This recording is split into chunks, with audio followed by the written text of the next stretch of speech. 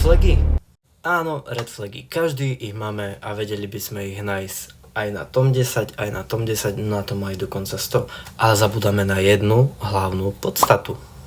Áno, všetci máme red flagy na seba a na iných, ale vieme si každý jeden z nás povedať, áno, mám ten red flag a viem o ňom a snažím sa s ním pracovať. Vieme to, ľudia? Každopádne, prechádzame ku hlavnej podstate videa. Stále je tu tá skutočnosť, že človek, keď ide na takou kydať, musí si sám priznať na sebe, OK, ja mám takéto zlé vady na sebe, ja vyzerám takto, že mám veľký nos ako Samuel a potom mi povedz, že čo som ti ja urobil, že som chodiaci red flag a ty si svätý sveta. What the fuck? Ľudia, priznajte si to tak. Poznáš ho, poznáš ju, reálne 3 mesiace a už je chodiaci red flag.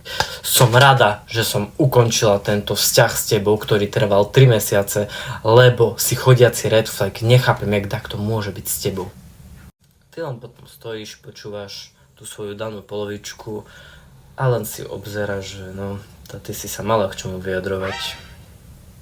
Ľudia, okrem toho, že mi máte povedať, aké sú vaše red flagy a tak ďalej, zamyslite sa nad tým, aký máš daný hlavný red flag ty a potom, aký má on, ona. Inak, šumienky moje, krásne zlatička, vám poviem, že keď tu bude 10 000 ľudí na tomto TikToku, tak spúšťame súťaž o zaujímavé ceny. Samozrejme, možno aj vy si budete môcť povedať, o akú cenu sa môže hrať.